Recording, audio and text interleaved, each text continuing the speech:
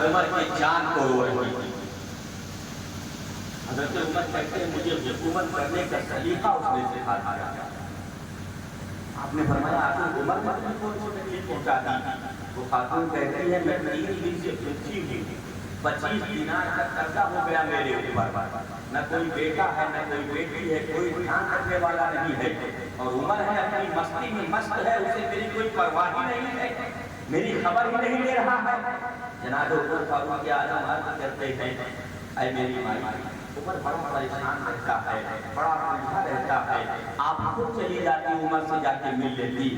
آپ بوڑھی عورت نے کہا میں کیوں جاؤں عمر کے پاس؟ وہ حاکم ہے، وہ خلیفہ ہے، اس کی ذمہ داری ہے وہ میرے پاس آئے، میں نہیں جانے والی اس کے پاس۔ میرا کیا ہے، میں تو پکا ہوا آم ہوں، کسی دن بھی ٹپک سکتی ہوں، لیکن جب جاؤں گی تو اللہ سے کہوں گی اے اللہ عمر نے مجھے بھوکا بھیجا ہے، اے اللہ عمر نے میری خبر گیری نہیں کی ہے۔ قبر میں رسول اللہ ملیں گے تو کہوں گی یا رسول اللہ عمر نے میرے بھوک و پیاس کی کوئی خبر نہیں لی۔ جب جناب عمر نے یہ جملہ سنا نا تڑپ کے رونے لگے۔ آپ نے فرمایا آپ ذرا ٹھہرو میں واپس آتا ہوں۔ دوڑ کے گئے، گھر سے 25 دینار لیا، کھانے پینے کا سامان لیا۔ جب بوری کندھے پہ اٹھانے لگے نا تو آپ کا خادم اسلم سامنے آیا، عرض کرتا امیر المومنین لائے یہ بوری میں اٹھا لیتا ہوں۔ حضرت عمر فاروق اعظم ارشاد فرماتے ہیں اسلم یہ بتاؤ قیامت کے دن میرا بوجھ اٹھاؤ گے؟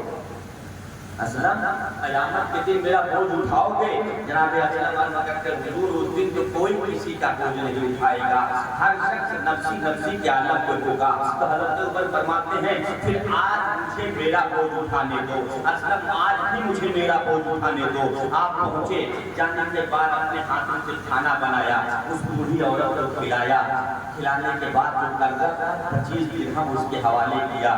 اس کے بعد ارشاد فرماتے ہیں اے امام عمر کو معاف کر دے۔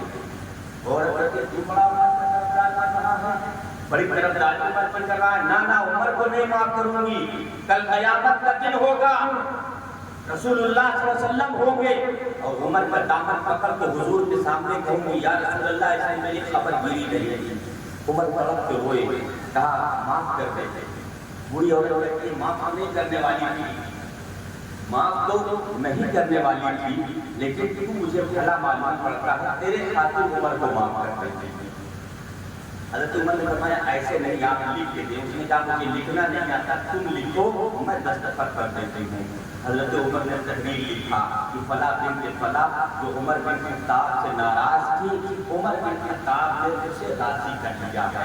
جب اسے دستخط کرنے کے لیے دیا نا، ادھر حضرت علی جناب عمر کو تلاش کرتے ہوئے پہنچے، اور آپ نے جب حضرت عمر کو دیکھا تو کہا امیر المومنین آپ یہاں ہیں، ہم آپ کو مدینے میں تلاش کر رہے تھے، ہم آپ کو مسجد میں تلاش کر رہے تھے۔ جب اس بوڑھی عورت نے حضرت عمر فاروق اعظم کا نام سنا تو وہیں پر ٹھہر گئی۔ حضرت عمر نے کہا آپ کا بدلنے کا موقع نہیں ہے، بات طے ہو چکی ہے، اب آپ کو دستخط کرنا ہوگا۔ اس بوڑھی عورت نے دستخط کیا۔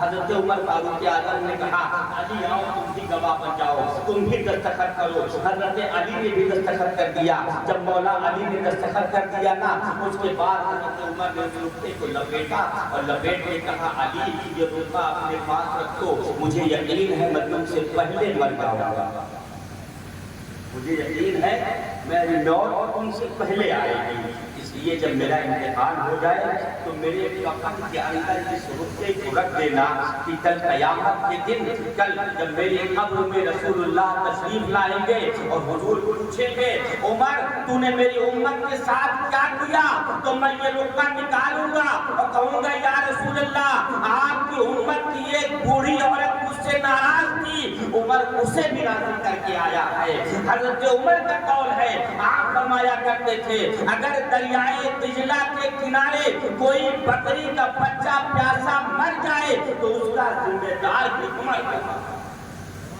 یہ اس طریقے سے نفس کا احتساب ہوتا تھا۔ عزیزان ملت اسلامیہ، عمر کی فضیلت کوئی کیا بیان کرے گا؟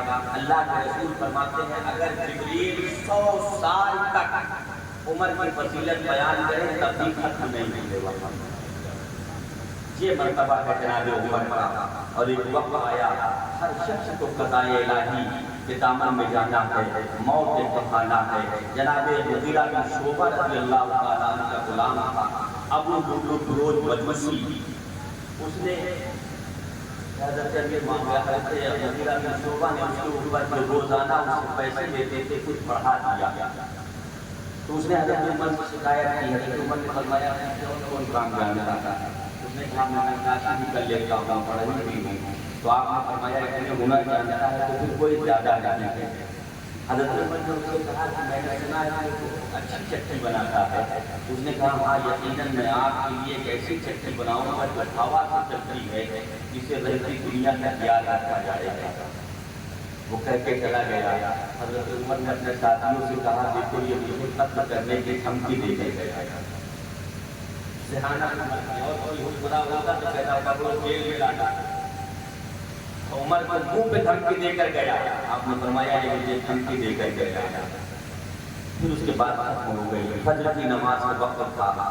امیر المومنین اعظم کی عادت تھی، آپ لوگوں کو نماز کے لیے بلاتے تھے، جاتے تھے، سب درود کراتے تھے۔ ابو لؤلؤ مجوسی فیروز یہ مسجد کے محراب میں چھپا ہوا تھا۔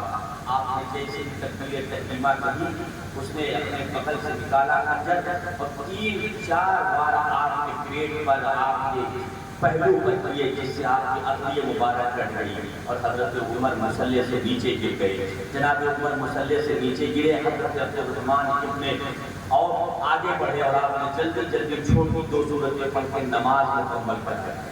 مسلمانوں یہ نماز کی اہمیت ہے۔ یہاں بخار آ جائے تو لوگ نماز چھوڑ دیتے ہیں، یہاں امیر المومنین پر جان لیوا حملہ ہو گیا ہے، پھر بھی نماز نہیں چھوڑی جا رہی ہے، پھر بھی جماعت کرائی جا رہی ہے۔ جماعت مکمل ہوئی، اس ظالم نے دیکھا کہ جب مجھے مسلمان پکڑ لیں گے تو اس نے اپنے خنجر سے اپنا گلا کاٹ دیا اور وہی کنارے جہنم ہو گیا۔ حضرت عمر اپنے زخم کے بعد 4 دن تک حیات آ گئی۔ دودھ پلایا جاتا، اپنی چکی تھی، پانی دودھ پانی کی طرح نکل جاتا۔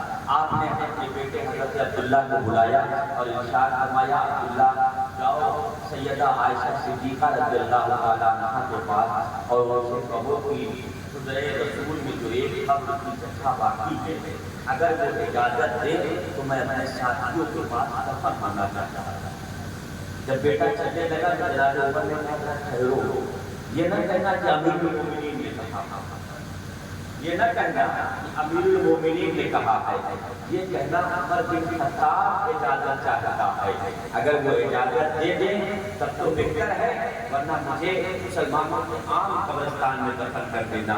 حضرت عبداللہ ابن عمر پہنچے، سیدہ عائشہ کی بارگاہ میں جا کے جناب عمر کا عریضہ پیش کیا۔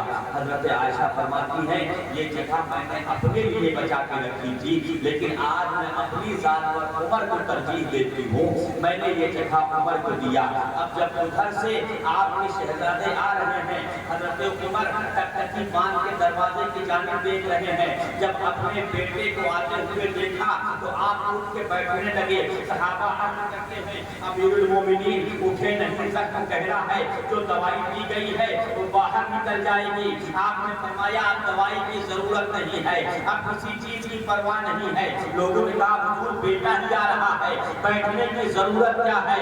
آپ نے فرمایا تم بحیثیت عمر کے بیٹے کے دیکھتے ہو، میں رسول اللہ کی بارگاہ میں دفن ہونے کی اجازت لے کر آنے والے قاصد کی حیثیت سے دیکھتا ہوں، جو نبی کے پہلو میں دفن ہونے کی اجازت لے کر آ رہا ہو، میں لیٹ کر اس کی باتیں سنوں، یہ میری غیرت ایمانی کو قبول نہیں ہے۔ آپ اٹھ کے بیٹھ گئے، سیدہ عائشہ کی اجازت نامہ